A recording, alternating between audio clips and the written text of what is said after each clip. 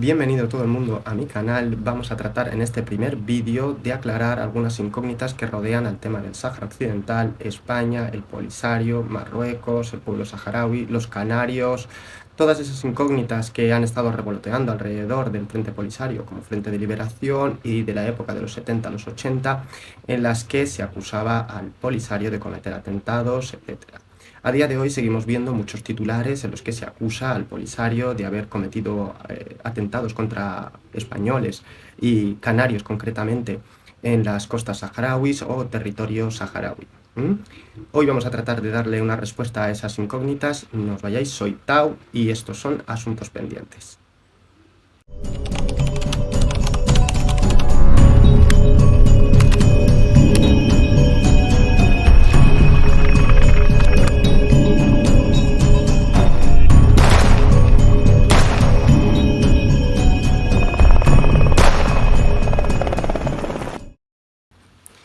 Bien, como os comentaba hace un momento, vamos a tratar de hablar de esos famosos 300 canarios o casi 300 canarios que fueron asesinados supuestamente a manos del Frente Polisario durante la época de emancipación y descolonización.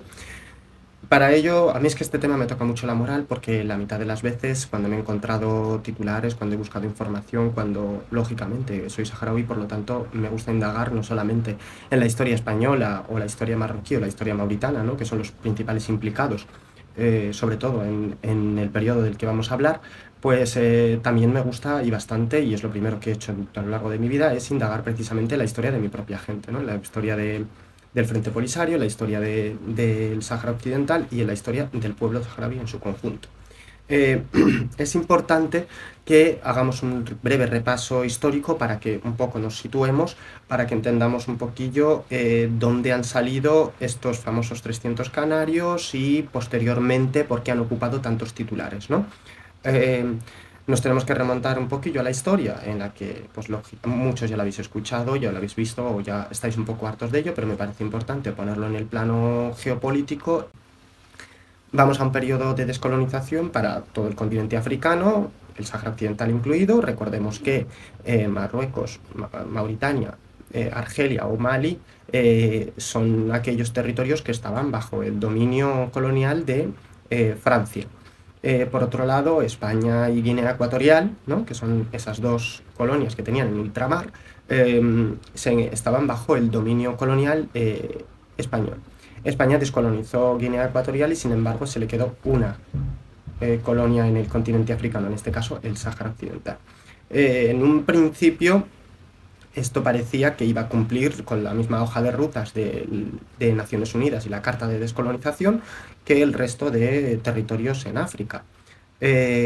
Cuando Franco, en su lecho de muerte, se supone que ya había dado la orden, para que nos entendamos, de ejecutar esta hoja de rutas y proceder a la descolonización del territorio. ¿Qué ocurre posteriormente? Pues Franco se muere, casualmente en el BOE, pues previo a que él falleciese, un borrador ya reflejaba el fin de la ocupación española en el Sáhara Occidental. Y sin embargo ese borrador jamás se llegó a sacar a vigencia, ¿no? Jamás llegó a tener un valor vinculante, como podríamos decir. Nos encontramos con el traspaso de poderes, el comienzo de la transición, el comienzo de la monarquía. Ya no hay franquismo, hablamos ya de monarquía, en la que se firman los acuerdos tripartitos. Por cierto, esto es importante, en secreto, nunca llegaron a desvelarse. Y hace un momento los acuerdos tripartitos en Madrid, en las que la administración española traspasa este territorio a Mauritania y a Marruecos. Un traspaso que ya veremos más adelante, pero que desde luego ya os voy adelantando que es ilegítimo, es decir, no tiene valor legal y por ello precisamente fue anulado, ¿no? Porque, como digo, la hoja de rutas de descolonización es muy clara. No le proporciona a la administración colonial ningún derecho más allá que la descolonización. No le permite un traspaso, no le permite una transferencia, tampoco le permite acuerdos que desvinculen al pueblo saharaui, es decir, a la población autóctona del territorio sobre el territorio. Lo único que le permite esta hoja de rutas es la descolonización. Y en la descolonización tampoco entra el famoso término abandono, es decir, tú no puedes abandonar un territorio y dejarlo simplemente a merced de injerencias, expansionismo, invasión o usurpación. Esta hoja de rutas es muy clara, como os digo, y ese abandono también hoy por hoy tiene efecto de nulidad. Significa que a día de hoy, como seguramente mucha gente haya escuchado, la potencia administradora del territorio es España, es el Estado español. Entonces nos encontramos ahora con que los acuerdos tripartitos han sido firmados, en los que Mauritania se quedaría con la zona sur y Marruecos se quedaría con la zona norte. Comienza entonces un proceso de levantamiento armado por parte del Frente Polisario. El Frente Polisario, para quien no sepa lo que es el movimiento de emancipación saharaui, básicamente. Es un frente de liberación, como surgieron otros tantos en toda África. De hecho, Marruecos tenía su propio frente de liberación, ¿no? También estaba el Frente Nacional de Liberación argelino, el maliense, el burkinés. Bueno, por toda África surgieron movimientos armados de liberación. En algunos casos fueron más combativos porque lo necesitaban, ¿no? Eran más combativos y más bélicos, como por ejemplo podemos encontrarnos el caso de Argelia, en el que se le denominó al Estado argelino, se le denominó la nación de 1,5 millones de mártires. ¿Por qué? Pues porque fueron batallas muy cruentas y dejaron muchísimos muertos, ¿no? Se dejaron contra los franceses más de 1,5 millones de muertos en el territorio, tratando de liberarse de la colonización francesa. Sin embargo, si nos acercamos un poquito al vecino, ¿no? Nos vamos a Marruecos y el traspaso de soberanía a la administración marroquí, por aquel entonces, volviendo del exilio, Mohamed V, ¿no? Que sería el padre de Hassan II, el que sí que estuvo durante un periodo más largo en el reinado. No fue cruenta, no fue para nada muy bélica, porque fue un traspaso, entre comillas, más pacífico, ¿no? También nos podemos encontrar otros ejemplos, como por ejemplo Liberia, ¿no? Si nos acercamos un poquillo más, pues nos podemos encontrar que ha sido un poco similar, salvando las distancias, ¿no? En fin, volvamos otra vez a lo que es el territorio saharaui. Y nos encontramos que el Frente de Liberación Saharaui, es decir, el Frente Polisario, continúa sin recibir una respuesta sobre las aspiraciones del pueblo saharaui. Es entonces cuando el pueblo saharaui lo designa ya de forma legítima como único y legítimo representante de sus voces. Es decir, el pueblo saharaui decidió que el Frente de Liberación Saharaui fuese el que hablase por ellos en el plano internacional. Tras anularse los acuerdos tripartitos de Madrid del 75, en el 76 Marruecos decide que, como tiene una ocupación efectiva sobre el territorio, decide sacar a concurso, así hablando en temas actuales, licencias para permitir a los barcos españoles pescar y faenar en aguas saharauis. Mientras tanto, seguimos recordando que todavía siguen habiendo operarios en territorio saharaui. Operarios españoles. Entonces comienzan una serie de masacres alrededor de todo el Sáhara Occidental. Por cierto, cabe recordar que entre ellas se descubren posteriormente fosas comunes de saharauis y españoles en territorios disputados y únicamente controlados por Marruecos. Pero eso ya lo veremos otro día, porque también me parece interesante hablar sobre ello. Comienza a haber una serie de masacres y comienzan los titulares. Todos estos titulares empiezan a señalar al Frente Polisario. En ellos se asegura que el Frente Polisario no solamente está perpetuando una serie de atentados contra españoles, sino que además ha llegado a cometer uno de los mayores actos de terrorismo en todo el territorio saharaui contra barcos pesqueros españoles, cobrándose un saldo en un solo atentado de 289 personas españolas.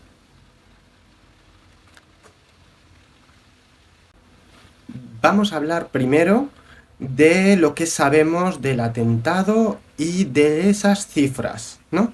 En primer lugar, a día de hoy, es decir, esto lectura posterior, y porque los titulares sí daban nombres, es decir, titulares de la prensa española sí daban nombres. Por cierto, los titulares de la prensa marroquí eran muchísimo mayores, ¿no? Hablaban de cifras muchísimo mayores. Si os fijáis en los titulares, y solamente tenéis que buscarlos, os podéis encontrar abultamiento de cifras y nombres que a lo mejor no existían, es decir, ni siquiera habían aparecido en ninguna parte. Pero vamos a centrarnos en los titulares españoles a los que podríamos decir que están implicados, ¿no? Es decir, saharauis y españoles podríamos hablar de que son los principales implicados en estos atentados, en los que los españoles serían las víctimas. Los titulares eran constantemente renovados, ¿no? Es decir, constantemente editados, constantemente confusos, y algunos daban unas cifras, unos nombres que nadie sabía identificar tampoco, nadie sabía encontrar quiénes eran esas personas que habían fallecido o habían muerto, ¿no? Tampoco dejaba claro en qué parte habían sido los atentados, no dejaban claro tampoco si el fuego había sido marroquí o saharaui. Sin embargo, sí apuntaban constantemente al Frente Polisario como que lo reivindicaba. Y automáticamente el Frente Polisario negaba haber cometido esos atentados. Incluso hubo testimonios de efectivos del ejército saharaui que apuntaban a Marruecos. Yo aquí voy a hacer una breve pregunta o una breve reflexión, porque a mí me parece interesante pensar en este momento, ¿no? Es decir, si tú eres un frente de liberación, a mí me parece impresionante que un frente de liberación con tan pocos efectivos y tan arcaicos, entre comillas, ¿no? Es decir, que están tan sujetos a las leyes arcaicas de la guerra, estuviera batallando frente a 3 flancos. Es decir, no solamente hablamos del marroquí, que era el mayoritario, sino el mauritano, y por otro lado el español, más la financiación de todo un bloque de hegemonías que le estaban respaldando al bloque agresor, ¿no? Yo si hubiera estado en ese momento durante la guerra, os puedo asegurar que yo, si son atentados que he hecho o que son ataques que he perpetuado para liberar mi casa, vamos, me lo pondría como una insignia. Y sin embargo el Frente Polisario hacía lo contrario, decía, no, nosotros no hemos sido, nosotros no tenemos nada que ver, nosotros solamente hemos atacado a militares marroquíes. De hecho, por cierto, como pequeña reseña, si buscáis información también os vais a encontrar con que, a pesar de que habían entrado más de 350.000 civiles marroquíes, solo se había atacado a militares. Es decir, el saldo de civiles que se había cobrado el Frente Polisario era mínimo, muy pequeño, en comparación con lo que había hecho Marruecos. Recordemos que Marruecos lanzó en Modreiga, por ejemplo, el bombardeo, ¿no? Que se cobró miles de vidas, se cobró una salvajada, aparte de haber utilizado armas químicas y que estaban completamente prohibidas, bueno, y que están. Vamos a lo que hay sobre el papel, ¿no? Por supuesto, la administración española tiene que tomar cartas en el asunto y tiene que empezar a reconocer esas víctimas que habían muerto. Vamos a empezar por algún lado, como decía la administración española, ¿no? Vamos a empezar por reconocer a los fallecidos, es decir, a los asesinados. Comienzan a hacer una búsqueda y resulta que muchos de los asesinados ni existen. Es decir, no saben cómo reconocer nombres de gente que no existe ni sobre la documentación ni sobre el terreno, es decir, ni sobre la realidad. Esto ya levanta otra vez las alarmas, enciende las luces y, bueno, aún así se continúa con constantes titulares de prensa. Es decir, sobre el papel, sobre la teoría, no tenemos nada, pero la prensa continuaba sacando titulares. Es decir, no pararon estos titulares. Y no solamente, como os digo, los españoles, sino los marroquíes, que, por cierto, como decía hace un rato, hay un vínculo extraño entre la prensa marroquí y la prensa española. Es decir, la prensa española desde hace muchos años se nutre de lo que sabe la prensa marroquí. Así que aquí ya tenemos otro momento para pensar un poco en qué hay de verdad y qué hay de mentira. Y ahora vamos a adelantarnos un poco en el tiempo, porque durante todo este periodo de tiempo, como os digo, desde el 75 aproximadamente hasta el 2000, 2001, siempre hay confusiones. De vez en cuando, desde el 91 hasta el 2001, 2002, Surge algún titular, pero tampoco se le da mucho bombo, tampoco se le da mucha fiabilidad y simplemente continúa en el aire, ¿no? No se llega a esclarecer absolutamente nada, por lo tanto caen constantemente en el olvido los pocos titulares que salen. Pero es que empiezan a salir los titulares a partir del 2004-2005. Vamos a hablar de esos titulares que a mí me parecen muy importantes, puesto que ya nos trasladan un poco a lo que es la actualidad. Me parecen importantes sencillamente porque a día de hoy, 2025, es decir, han pasado 20 años y esos titulares de ahora están siendo utilizados recientemente. En el 2020 se han estado utilizando en el caso de Nogali, que por cierto se llama así.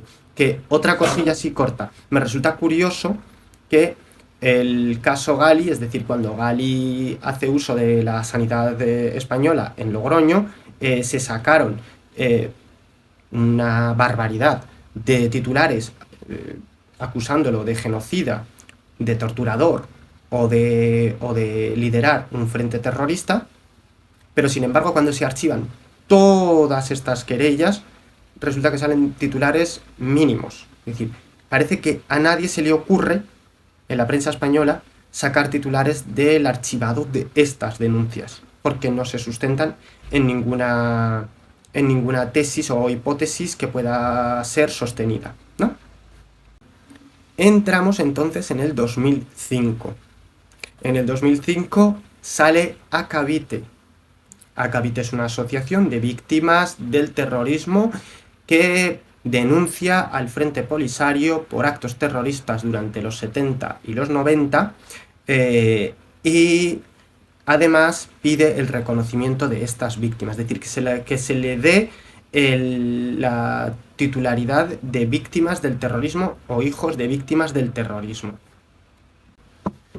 Como os comentaba, Acabite inicia un proceso legal para declarar al Frente Polisario terrorista y además se le conceda a Acabite, es decir, a las familias y a los miembros de la asociación Acabite, a ser reconocidas como víctimas de violencia terrorista.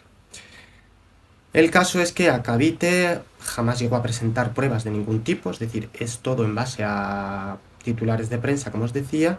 Nunca llegó a presentar ninguna prueba que sostuviese sus demandas, que sostuviese sus aspiraciones, ¿no? Por otro lado, Acabite Lucía Jiménez, que es la presidenta de Acabite, había estado presente en foros con representantes marroquíes, lo que ya de por sí te dice un poco por dónde va la historia. Pero es que además Acabite utilizaba la misma propaganda que había utilizado entre los 70 y los 90 Marruecos. Era curioso porque no se sabía muy bien en base a qué habían utilizado o habían recabado esa información para utilizarlo en sus demandas. Eso solo podía venir de la propaganda marroquí, es decir, de los titulares de prensa marroquí y la narrativa de la invasión, ¿no? Y por otro lado nos encontramos la contraparte, ¿no? Es decir, la prensa marroquí, la oficial, ¿no? La vinculada al Palacio Real marroquí, la pública, comienza a utilizar el argumento de Acabite.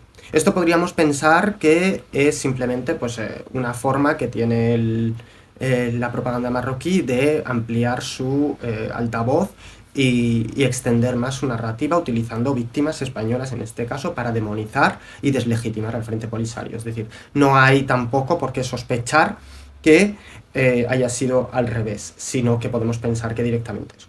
Lo curioso es que la agencia MAP, una de las agencias oficiales y públicas de Marruecos, empieza a utilizar terminología y sacar también titulares un poco secretos, ¿no? Y cuando digo secretos, no son secretos, son secretos a voces, pero que al final hace sospechar que Acabite tiene algún vínculo con la agencia MAP. Por cierto, como pequeño detallito, recordar que la agencia MAP tiene un contrato de colaboración, podríamos hablar del contrato de colaboración por excelencia de África con España, con la agencia de periodismo española, en este caso para colaboración de intercambio de información, ¿no? Es decir, España, la agencia española, la agencia de prensa española, se nutre de la agencia MAP. La agencia MAP es, como os decía hace un momento, la agencia de prensa marroquí. ¿Bien? Que esto me recuerda un poco a lo que decíamos en los 70 y los 80, ¿no? Que raro que los titulares españoles por aquel entonces saliesen sin ningún tipo de fundamento y se sacasen tiras y tiras sin presentar ninguna prueba. Es más, algunas de las pequeñas pruebas que podían presentar, como por ejemplo las reivindicaciones del Frente Polisario en los atentados o los nombres de ciertas personas que por lo visto no pudieron ser reconocidas porque no parecía ni que existiesen. Pero bueno, no lo sé, a día de hoy igual los encuentran. No me preguntéis. El caso es que yo tampoco quiero darlo como por cerrado, porque, sobre todo porque, yo por mi parte está cerrado, desde luego, porque es que no, o sea, no encuentro más indicios ya. Pero bueno, yo qué sé, tampoco soy un juez, por lo tanto, también lo dejo sujeto a la lectura de cada uno. Entonces, como os decía, Akabite resulta que presenta como muchos vínculos con el Palacio Real marroquí, ¿no? Tiene innumerables sospechas y además utiliza el mismo modus operandi que las instituciones marroquíes en España, ¿no? Que es iniciar un proceso legal para obstaculizar la justicia, y muchas veces esto venía porque querían impedir un debate abierto, no solamente en la opinión pública española, sino un debate dentro de las instituciones políticas españolas para hablar de la cuestión del Sáhara y la descolonización, porque recordemos que el Sáhara es una cuestión de Estado, es decir, no es una cuestión de únicamente partidos. Ya sé que hay partidos que han monopolizado el tema del Sáhara, se lo han agenciado, y otros lo han demonizado, es decir, han jugado al poli bueno, poli malo en la cuestión del Sáhara, pero la realidad es que no le pertenece a ningún partido, le pertenece a todo el Estado español, es decir, es una cuestión de Estado. Para finalizar, ya vamos a poner las cosas sobre el plano, ¿no? Es decir, vamos a poner ya lo que tenemos, y en este caso tenemos unas denuncias por parte de la prensa española y la prensa marroquí de unos atentados contra pesqueros y sociedad civil que faena en el Sáhara Occidental de origen español, un número de víctimas que no se llega a reconocer porque sencillamente hay ciertos nombres que no llegan a cuadrar, es decir, que no se sabe de dónde salen, una serie de asociaciones y de organizaciones que continúan con estas denuncias sin presentar ninguna prueba. Y por último, nos encontramos con que el Frente Polisario siempre ha negado estos atentados. Yo no sé los demás, pero quiero decir que a día de hoy no hay fundamentos para poder decir que esos atentados o se llevaron a cabo, o directamente, si se llevaron a cabo, fueron enterrados en las fosas comunes, como os comentaba hace un rato, y pertenecerían o serían perpetuados por alguien por una organización o por otro agente que no sería el Frente Polisario, puesto que los indicios y las sospechas señalan y apuntan en otra dirección. Son de esos asuntos pendientes que en algún momento había que saldar.